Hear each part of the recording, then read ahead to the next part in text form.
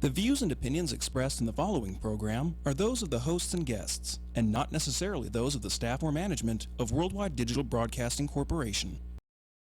Right. Get yourselves together. Right. Stand up and live your life. Right. Get yourselves together. Right. Hands up high.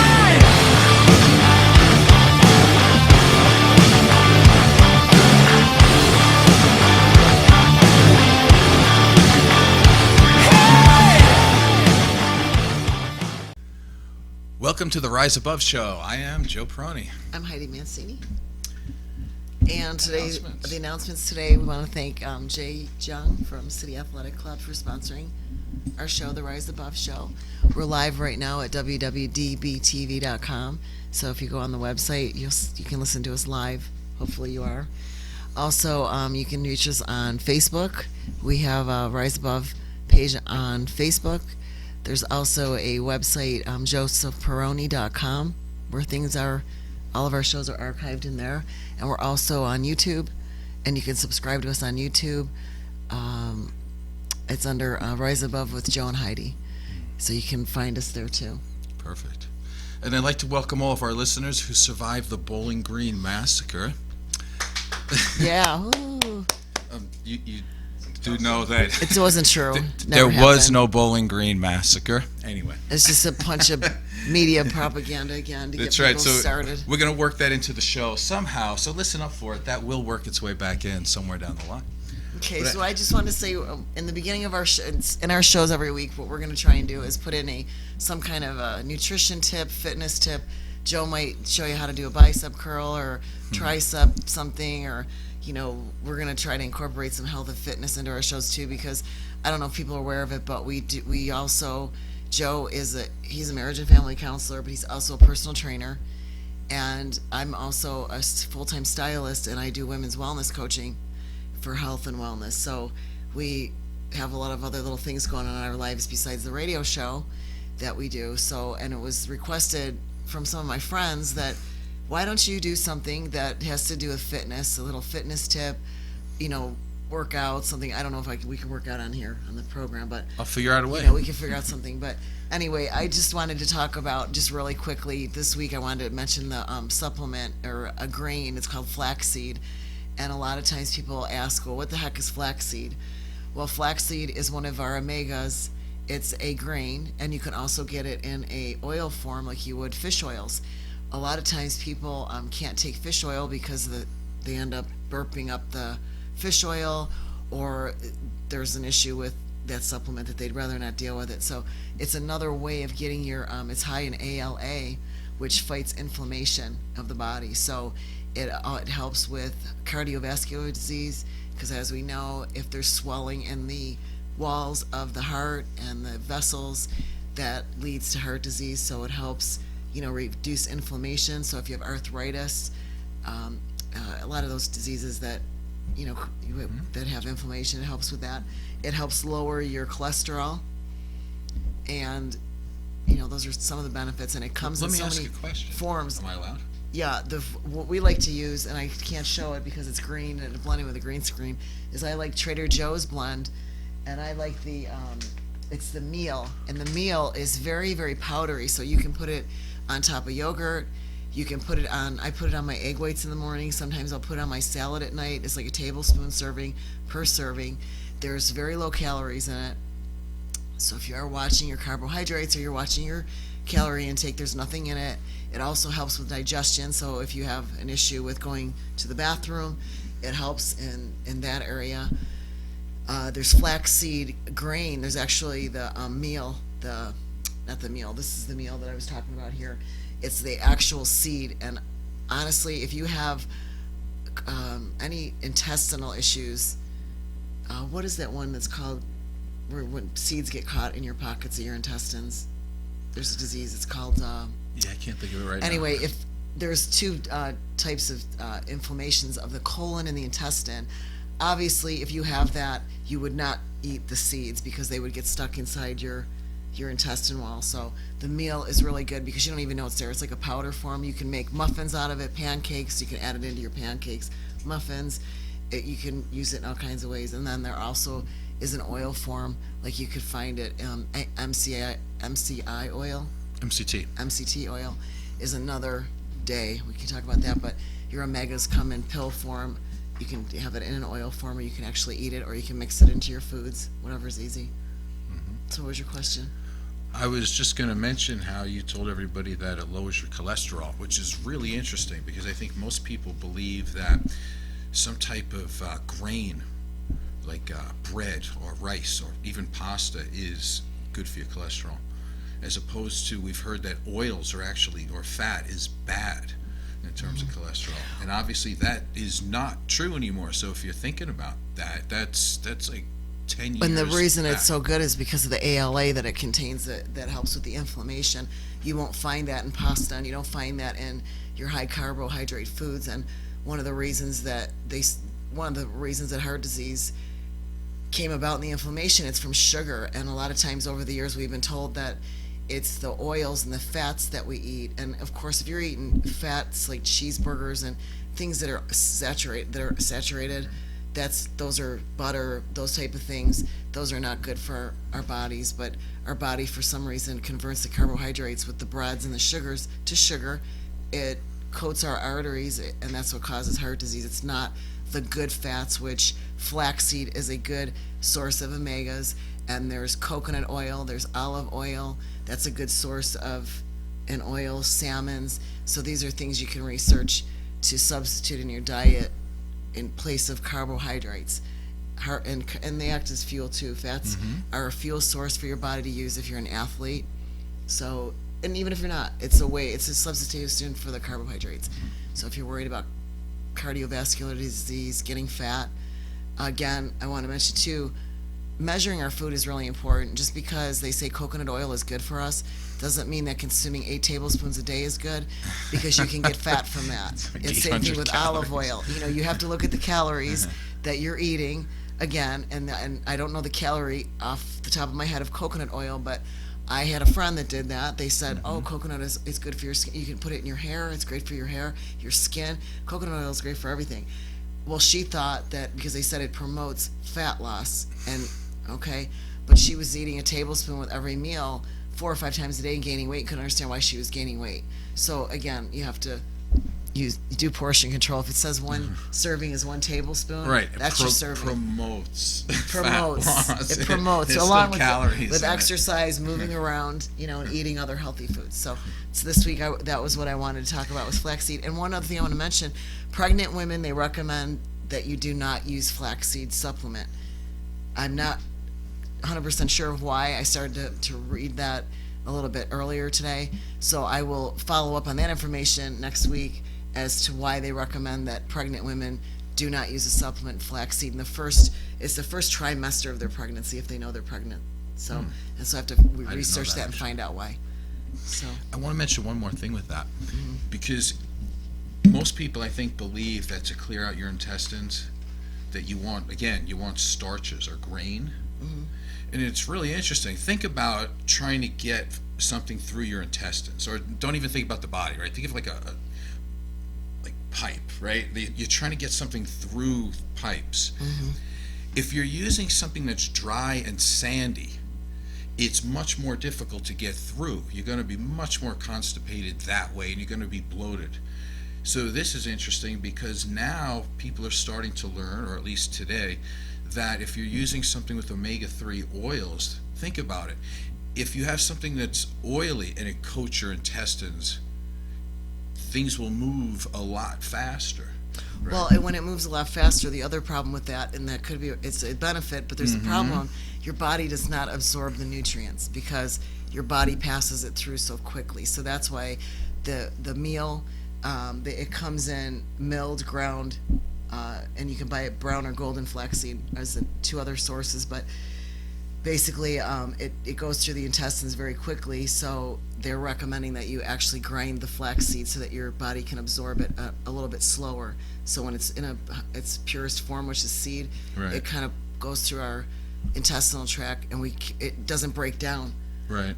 enough to absorb. So All right. No, those are all good ideas. And plus, again, like you said, it's the amount too. You want the recommended amount. What is it? A tablespoon? This package, it's a serving size is 2 tablespoons, which is 15 grams. At that would be per serving. There's 50 calories from fat and 90 total. So the fat grams is polyunsaturated, and their carb intake is 5 grams. Your dietary is 3. There's no sugars, and your protein, there's 3 grams of protein a serving. So another thing I want to mention too is when we're talking about sugar, a lot of people will say, well, it's low in sugar. Protein bars that are out there, some of the companies, the sugar content as high as like 28 grams a bar. So there's another hidden, I'm getting off the flaxseed thing just for a second, just because when you read calories, you have to look at the serving size too. Some packages will say serving size serves 2. So the vitamin drinks that everybody likes, they'll go, I bought this vitamin drink and it's, see, the calories is only 90, and it's like, no, there's not, there's 180, and they look at me and they go, what are you talking about? And I go, the serving size is 2. So you have to double your sugar, double everything from what the back says. So you want to try to keep your carbohydrate intake 2 to 5 grams a serving. But interesting on there, real quick, it says 5 grams of carbs, but it also says 5 grams of fiber. So essentially, you can go 5 minus 5. All right, and it negates each other. So the way it works, it negates itself. So really, there's like no carbs. I tell my clients that the way to figure that out is always look at the sugar, because they'll say, well, it's low in carbs. Well, what everybody's definition is what is a low carb. But if the low carb is, I don't even want like 26 grams, but the sugar is at 22, that's a high sugar, high carb food with very little nutritional value to it. So you have to look at your sugar too. Yep. And that's it. That's all I got to say about that. And I'll follow up with the pregnancy thing We need a name for that segment. next week. I know. Well, if anybody has any ideas, somebody said Heidi's Corner, somebody said Heidi's Tidbits, Heidi's Health, whatever, Joe, I don't know. But we'll figure something out. But I think it's a nice way to start the beginning of the show. Share a little info. Perfect. Okay, so the other part of the show we want to talk about today is, again, we want to continue with trauma. I was thinking about, am I overdoing this? Then I thought, well, there's so much material that I want to kind of flesh it out slowly and then say things in different ways so people can understand. Because there's so many people out there that are affected by this, and a lot of people don't even know they're affected by it. So I figured I have to, what do we have? Heidi's Health Hints. There you go. Oh, I like it. That's a good one. Good one, John. We'll use that one. Great idea. We're going to use it. So many people are affected by trauma and they don't even know it. So I figured that let me start to say things in different ways so people can start putting it together and go, okay, yes, that's me. Or in my next potential partner, this is what I'm seeing here.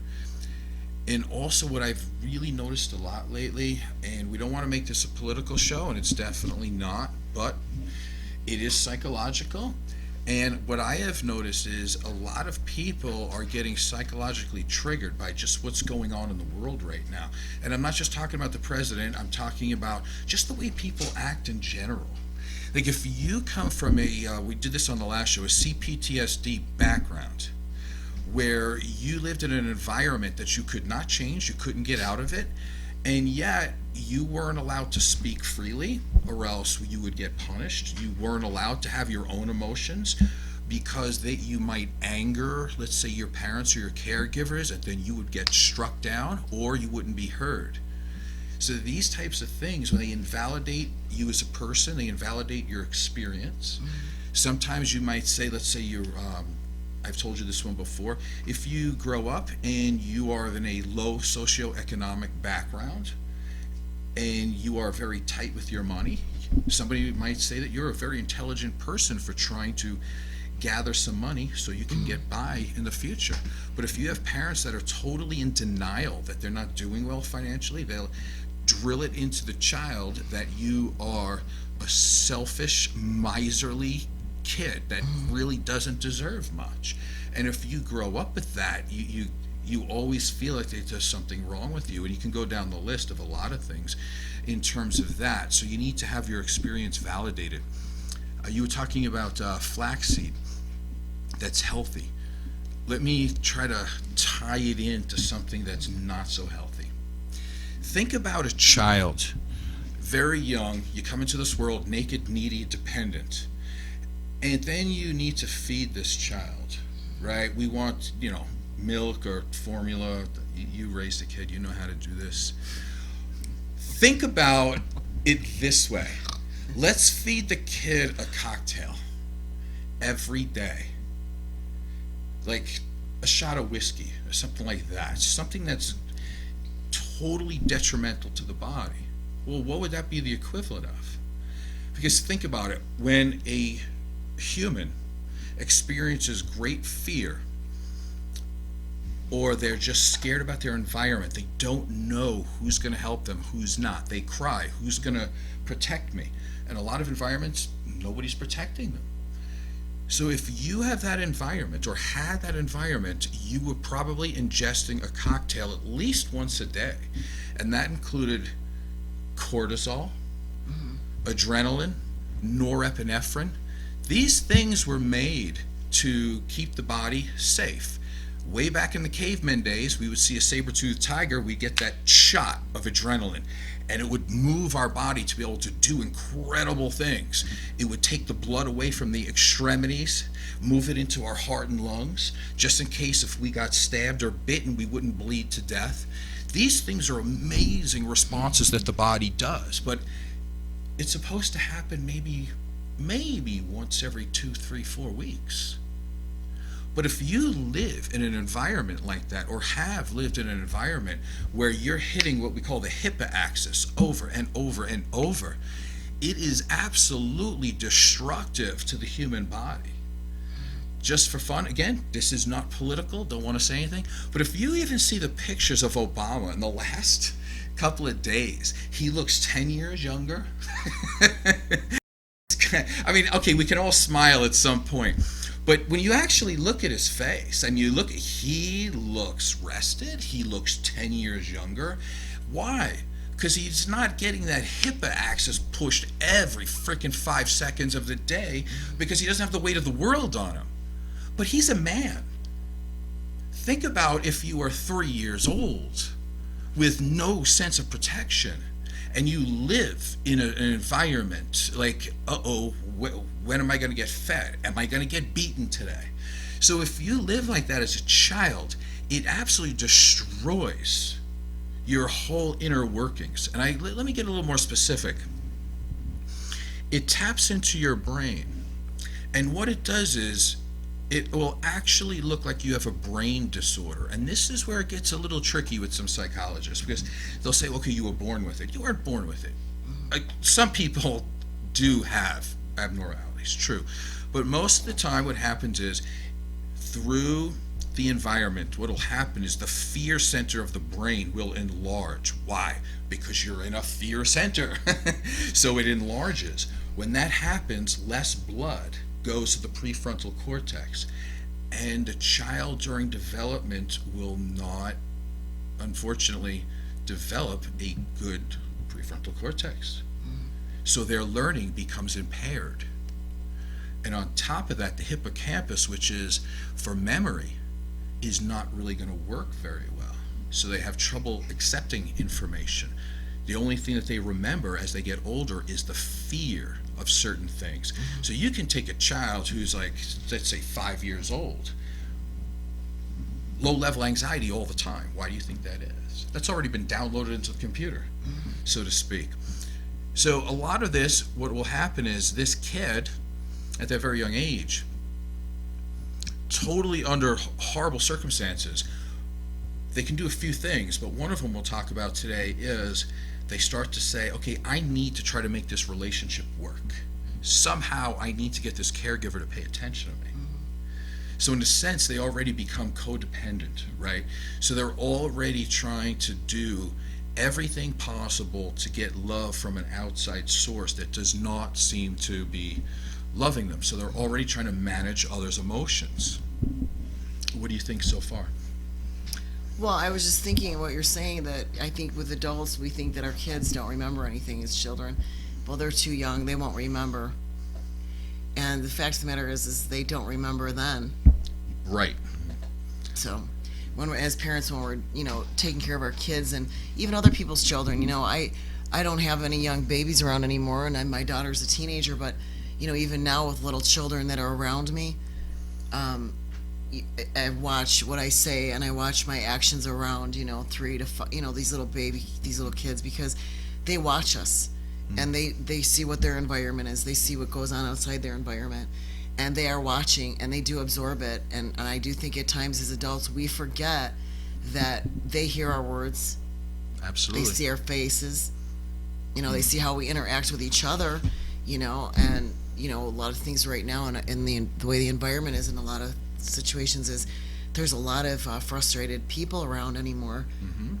So kids pick up on that. They learn behaviors from that, or they learn how to avoid behaviors like that. Well, I don't want to be around somebody that's frustrated or angry, or think they're going to go off any second. So kids learn avoidance skills, to stay. I'm going to stay in a good place so that I don't like freak anybody out. So even if you're not parenting kids, you're a teacher.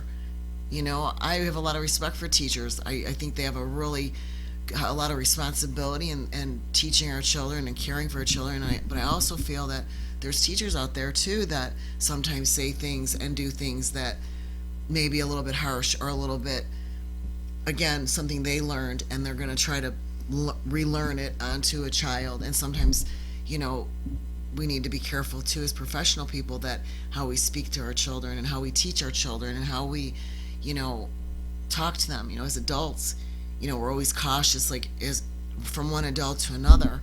You don't want to go up to a client. I would never do this to a client and say, "What the hell are you doing? Like, don't you know how to lift that weight? How many times do I have to show you to do that? Like, how many times do we have to do this exercise for you to get it?" Right? You know what's going to happen? This is what's going to happen. The client is probably going to be feeling bad. They may not verbalize it to me right at that second. They may go, "Okay, I'm sorry. I will do better the next time." They will try a little bit harder. The consequence to that, there's many things that can happen. They could go off on me. They could be that kind of person that's confrontational too and go off.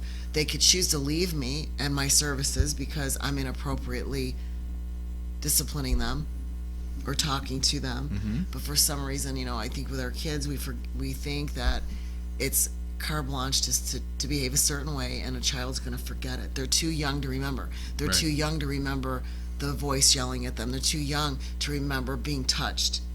True.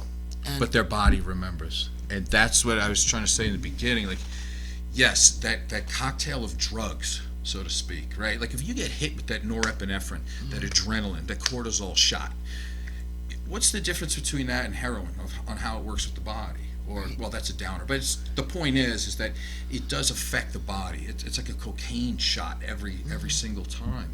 It's interesting what you say. Like, if you say that to a client and they downregulate, right? They just stop talking. That's a trauma response. Think about it again, back to the beginning, when you're in an environment with parents that are putting you down, and you're not allowed to say, "Hey, Dad, shut up."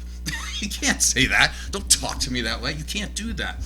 So if you hear that and you know you hurt somebody, but they just shut down, you can tell right then and there.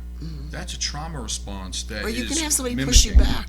Like you could have somebody, you They push do that them a too. little bit and they go, they're going to push you back. Okay. And that's happened to me. Oh, Like if sure. I try to push somebody to what I think their expectations, what my expectations are, they're pushing right back. And that's a response to something that happened to them. And then I have to back off and say, okay, this is not, it's not working. And I know as adults, we always say that we're very respectful to our co-workers. We're usually respectful to, our people that are paying us. But again, we tend to be a little bit more not respectful to people closest to us, and especially our kids. And I think when we're behaving in certain ways, something happened to me today, and I just stood there and I looked at this gentleman, and I thought, before I didn't have to say anything to him. He was an older guy, and he got really upset with me because I didn't see him behind my car walking, and I was sitting with my brakes on. I was getting ready to back up. It was at Trader Joe's. And I went to back up, and at the same second I went to back up, I saw this older gentleman coming around the passenger side. He was going to get in the driver's side, and he's, mother effing me and calling me all these names through the window. And I just sat there and I looked at him, and I just sat back and I just looked and I went, like, what are you doing? It was that quick, huh? Now, and normally, I'm reactive. I could be reactive. And I just smiled at him, and then he just smiled back at me, and I thought, you gotta be kidding me. Now, and when you see a kid sees that, what do you think a kid does? That we don't realize as adults that our actions, our mannerisms, the way we talk to the teller in the line, how we treat them and their responses, we don't realize how kids pick up on all that stuff. They pick up on everything. They pick up on everything. I mean, you're a parent. You can tell your kid anything you want. They're not going to listen. You have to act a certain way, and then there's a better chance that they're going to follow what you're doing. So they'll follow your actions much more than they're going to follow your words. Right. Right? So one of the things is that I don't want to give people excuses to do bad things, or because they'll go, okay, it's always something in my childhood. So I don't want to do that. But on the other hand, I also want to be empathetic and compassionate to people who do feel great pain in the present time because of things in the past. Because there has been a lot of stuff that I've been reading lately, and they make fun of people for getting triggered in the present time, right? Mm-hmm. They'll have something like our president who is very angry, let's say. Again, it's not political. I don't care about, it's not policy. But his mannerisms, his actions are very abusive. And when and you come from a family that is dysfunctional, there's usually almost always a narcissist in that family, that it's always about them, it's about their power, and they kind of get off a little bit on some of your pain. So it's not like, oh, I'm sorry, the way you did that, I need to correct you. Mm-hmm. You know what I mean? Like on a human level, as a parent or as a human. Mm-hmm. What you'll see from our president and from a lot of people around now, the first thing that comes out of their mouth is a very extreme negative cut. So we're character assassinating people right from the top. And there are plenty of people out there right now that are going, oh, that reminds me of my abusive past, or this guy that I used to be with, or it reminds me of my mother or my father. And it's triggering them even more because we're actually rewarding that behavior. Like, it's like, who could you be if you're a malignant, by the way, a malignant narcissist who is incapable so far of having a conversation? Everything is like, this person's a jerk, this person's a so-called judge. Again, this is not policy. It's just listen to how he talks and the way he says it. And then I'm going to tell you why so many people are triggered. And again, it's not a political statement. I don't care if you're liberal, whatever. Everybody from all walks of life have a possibility of being a trauma victim. And if you see a person who's acting like that, I have the compassion to understand why. So if I get somebody in my office that says, I can't even watch TV right now because there's so many angry people yelling back and forth that can't listen to one another. Everything is a black and white issue. By the way, black and white issue shows mental dysfunction. And I'm not pointing out who's doing that, other than the fact of it seems to be a major thing in our society today that almost everybody is doing it. It's hard to have a conversation in this world right now. Like, I go through that with Heidi. Like, she knows me. It's really interesting. For all this stuff, I do all my working out, my bodybuilding. People think I'm all about physical. But the fact is that I love to sit down and have a deep philosophical conversation. I love doing that. My biggest hobby really is not bodybuilding, it's reading. And honestly, listen, I can die of loneliness by the time I can actually get a conversation with anybody anymore without the finger pointing and everything else. A lot of this stuff that people are being traumatized by, it's like old narcissistic wounds, and yet we have a society today that actually helps pour salt in them. So part of my job today, as I feel, is to point it out, because once we have awareness of it, it makes it a little bit better. Because if you have some underlying pain, you're going, what's going on in this world right now? I'm telling you, that's part of it. You're being triggered by a person who's a narcissist, which most traumatization to a child happens from a narcissist, which is really interesting because there's a lot of different ways a traumatized child can go. But it's ironic you're saying that too, because usually when you're traumatized by a narcissist, the child becomes a narcissist as an adult in some low-level degree. That's it's true. not maybe as bad as the parent, but as a survival technique or survival, they become it's self-preservation, self-survival, and they become to a certain degree a narcissist. Absolutely.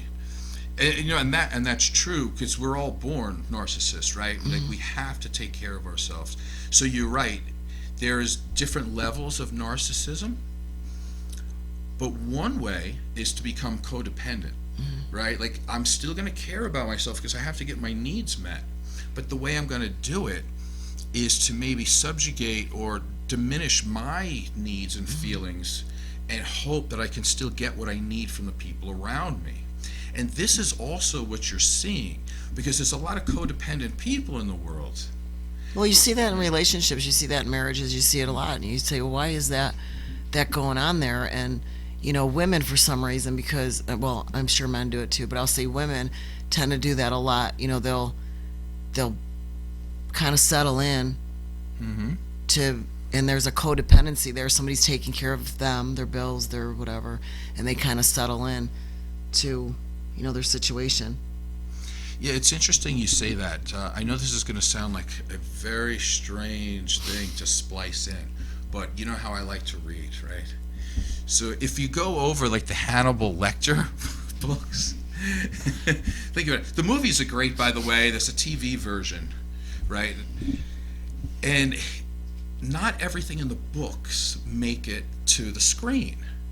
There's a very interesting character in one of the books called Margot, and she happens to be a bodybuilder who's a lesbian, right? Are we interested now? But she's not, she's not really a character. She didn't make it to the prime time. Yeah, she didn't make it to the movie. But the point is this. There's this, obviously, it's a horror story, right? So there's this evil guy, and he's a pedophile. And what he does is he lures children in with chocolate. That's one of the things he does. And he would have got me for sure. It's it's horrific. Part of it is that after he's done doing his disgusting things, he may offer them chocolate, and it's like, this is kind of like, this is for your trouble, and kids like chocolate. The kid is scared to death, will take it no matter what. They take the chocolate. But see, here's the serious part of this conversation. What's the main guy's name again? Hannibal. Yeah, I'm trying to think of his real name. Anthony Hopkins. Anthony Hopkins. Although yeah. he's not the one playing it on the TV show. He will try to push the buttons, and he'll look at the older now Margot, who's a bodybuilder, because she was abused. So she became a bodybuilder, right? So he looks and goes, so, did you take the chocolate? Meaning, were you raped? Mm-hmm. Did you allow yourself to be raped? And did you still take the chocolate? What I'm getting at is to get really down into the heart and soul of what codependency is that you are giving up a part of yourself to get something. And at some point you have to stand up, and you have to be able to draw a boundary and say, no more. Because all of us at some point have eaten the chocolate, right? Like, if I was being totally honest all the time, and why? Because I'm a people pleaser, and I'm a codependent. I'm a recovering codependent. And I get sick and tired of having to always take the high road when other people take the not so high road, and it makes them look good. And yet I've eaten the chocolate. In other words, I've let myself be raped emotionally in some ways. Let's take a look at it like this from a business sense. If you have a sponsor that's, say, a born-again Christian, now you're on notice that everything you say is going to be looked at with a fine-tooth comb, and God forbid there's something that tweaks them or insults them. Now, in a business sense, you can pull out and say, well, I don't want to go along with that. That's true. Except that our show has been helping people in physically, emotionally, and psychologically ways for 4.5 years. And what it comes down to is, back to the beginning, if you are in a trauma situation, it's, do you have the ability to speak your truth without being punished? And if the answer is that you cannot speak, you are in the throes of being with a narcissist person and you are being controlled. How much chocolate do you want to eat? You have to make that decision. It's like you mentioned with some women. Some women will deal with abuse because they got their car payment. Well, that's horrible, and I feel totally bad, and I have empathy and compassion. But at some point, we do have to stand up and say, okay, I need to draw a boundary right here, right? Like, how much chocolate will I eat? But people and don't. I'm done eating chocolate, and that's how you get better. When you say boundaries, you got to explain boundaries because people don't get what a boundary is. A boundary doesn't mean that you're going to be spiteful and turn into this, whatever. It basically is standing up for yourself and saying, this happens to me a lot, and this has happened to me a lot over my life. This is an example. When I'm doing something, and it doesn't matter whether I'm at the gym, I'm at my salon, I'm at home, my daughter's done it to me, everybody in my life's done it to me at some point or another, and I will be doing something that's I feel is important, and somebody will interrupt me. And it's almost like, put it down because I'm here. Or what I'm doing at that moment is not important. Or if I'm with a client and another client will come up and just start writing on that conversation. And it's like, wait, excuse me. And I will politely say, excuse me, but this is my client's time. I'll be with you in a few minutes. Are you okay until then? That's a respectful boundary. I'm not saying get the hell away from me and what do you think you're doing, So I'm learning at my age how to healthily set a boundary in a respectful way to let the person know this is important to me right now. I need to get this done. I'll be with you. And whether it's a personal relationship, it's a business relationship, but in our business relationships, I don't know about you, but I know me personally, I'm a little bit better at setting a healthy, respectful boundary in my businesses than sometimes in my personal relationships with either my daughter, moms. We have a tendency to go, hey, what are you doing? Get out of my face or whatever it is. So healthy boundaries is just not going along with everything and saying yes all the time. And then afterwards go, why did I say yes to that? Because I really didn't want to do it. But you did it. Right. You said yes because you didn't want to upset somebody. The word no is one of the biggest words ever if you are a codependent. That is one of the hardest words ever to say. And I've been like that most of my life. It's always like, yes, how can I serve you? You even make fun of me because I say that a lot. How can I serve? What do you need? How can I help you? How can I make your day better? And it's like you can just get tired of it after a while because you start looking at yourself and you're going, oh my God, hold on a second.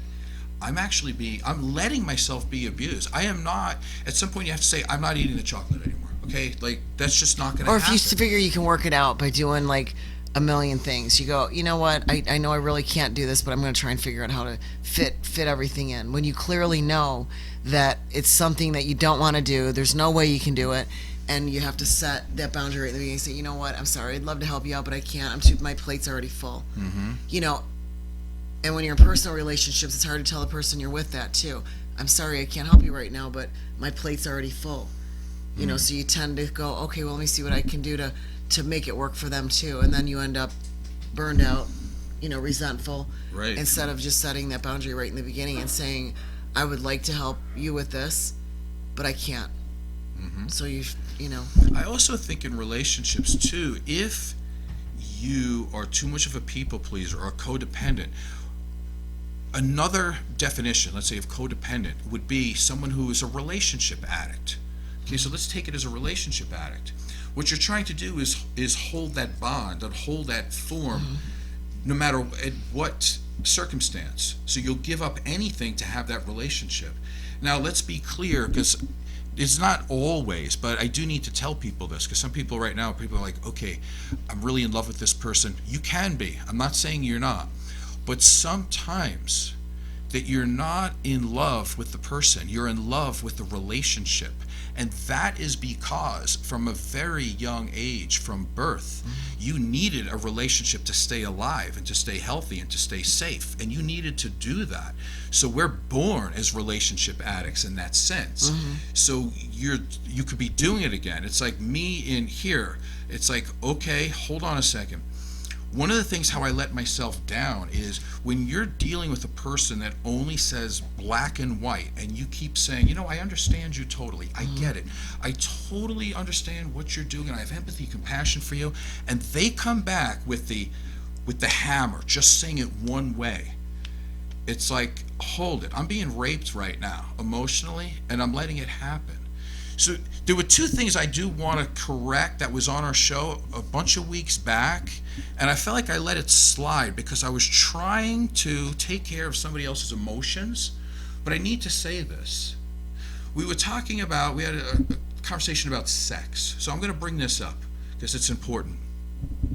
Okay, number one, we were talking about condom use, okay? It doesn't have a 17% effectiveness rate, okay? That's those lies that you get on the fake news. The success rate of a condom that's used correctly is like 98%. Okay, so let's just deal with that. Okay, that is the truth. And also, I got a couple of women that came to me, and I felt really bad because I didn't stand up for myself. And I need to say this because it's truth. Okay, if a woman out there that has made the incredibly hard decision that will affect them for the rest of their life, and they felt that they needed to get an abortion, on top of that, you don't need to be shamed. Abortion doesn't cause cancer. Okay, we had that on this show, and I'm taking it back that I was embarrassed because I kept watching out for somebody else's feelings. You can't come on here and lie anymore. I'm not going to do it. I'm not eating the chocolate, and you can fact check me. Call up the American Cancer Society today. There's nothing on there that would ever tell you in any way that abortion causes cancer. So let me just get the truth out there, and I don't care if it hurts somebody's feelings. But the thing is what's as people, right is right. As people, human beings, you always say that word human beings. I don't know why, but as people, it's our responsibility to get everything, get all the details, get your information, get it right.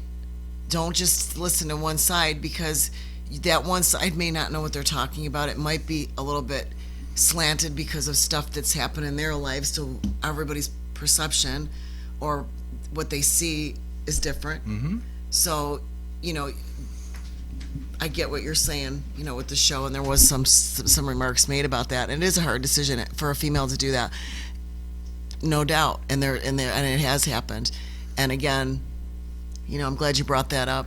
But I wanted to say that because you know how careful I am with what I say, and I am caring about women, and I just didn't want to. Right, there's a difference between a fact and an opinion, and I really let myself down. Because here's the thing. Yeah, but let me finish because I'm saying something that's important. That's very hard for me to say. I let myself down, and in doing so, I let down a lot of other people. And that will not, as much as I can prevent it, happen again. Because I don't need to sit here and worry about somebody else's feelings when they're not telling the truth.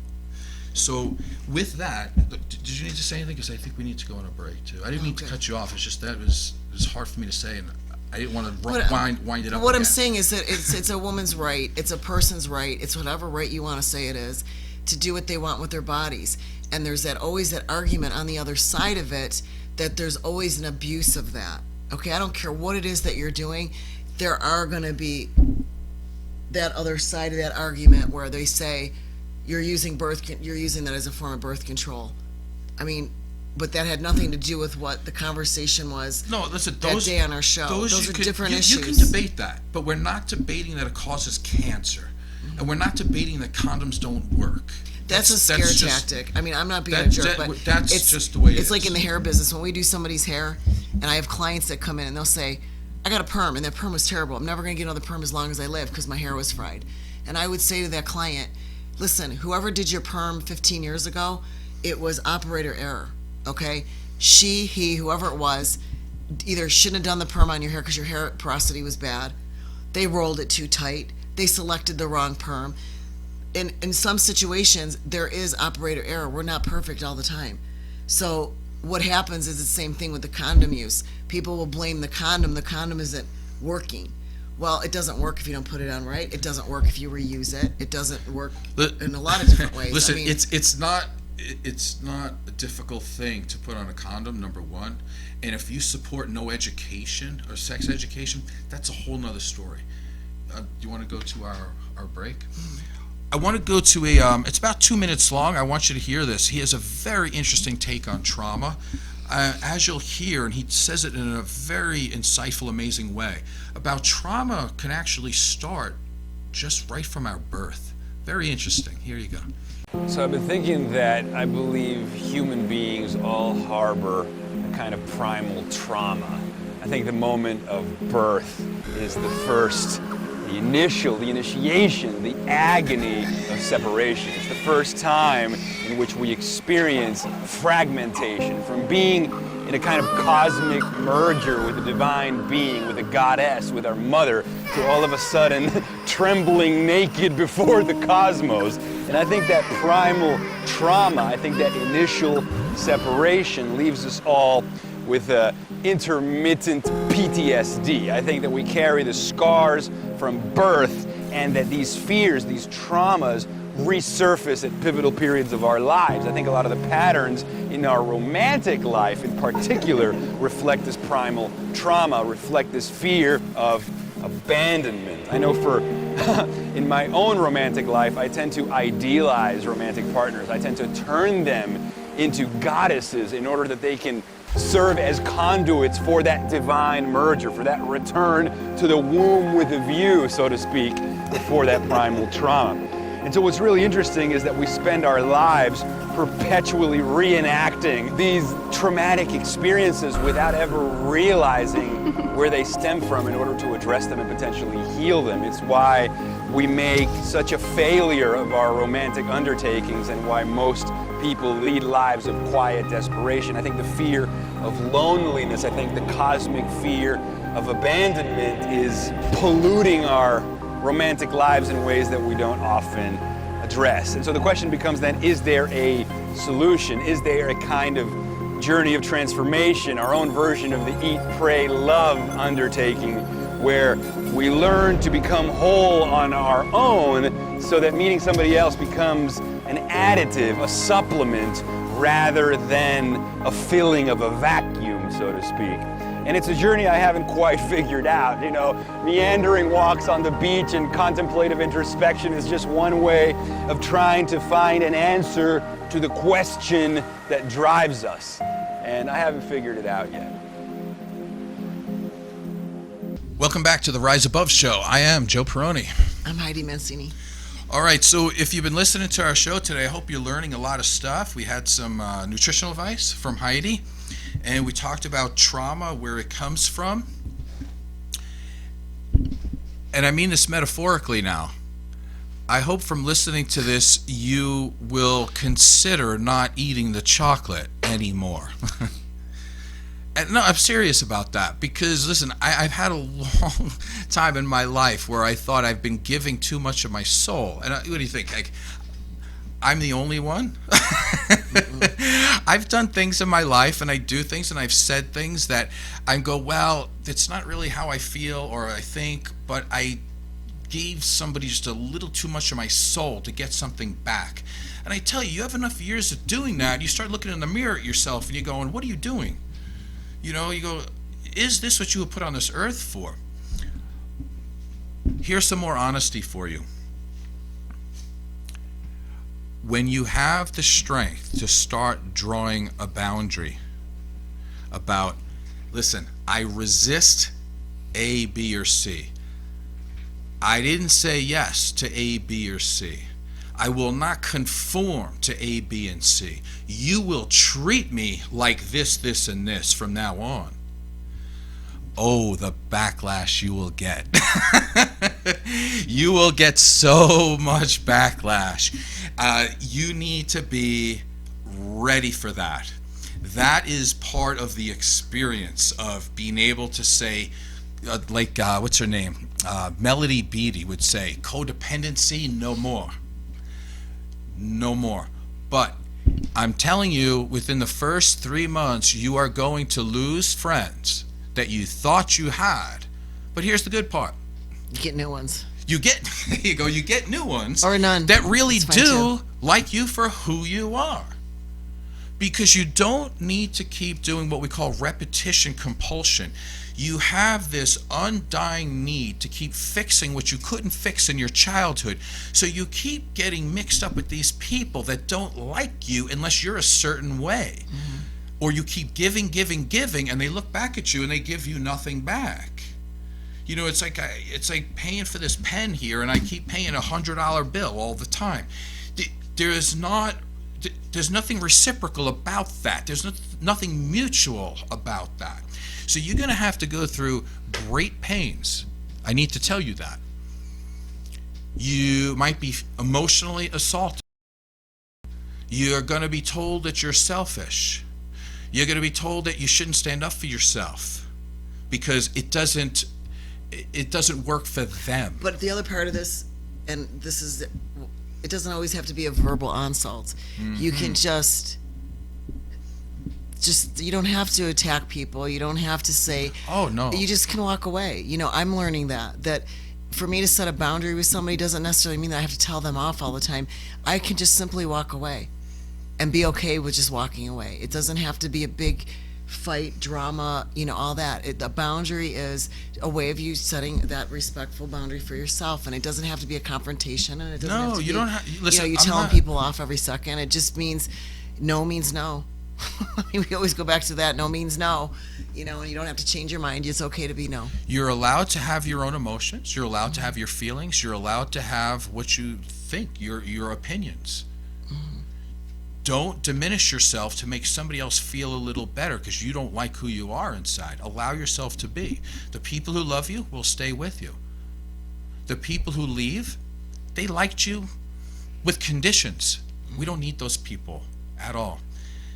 So I want to thank you for listening to our show today. We have the Rise Above show. We try to help people every week. Speaking about drawing boundaries real quick, John's looking at me. He's giving me the sign. The boundary is that you guys are done for this week. I could talk for more. He's giving me the hurry up thing. So thanks for listening. I am Joe Peroni. Heidi Mancini.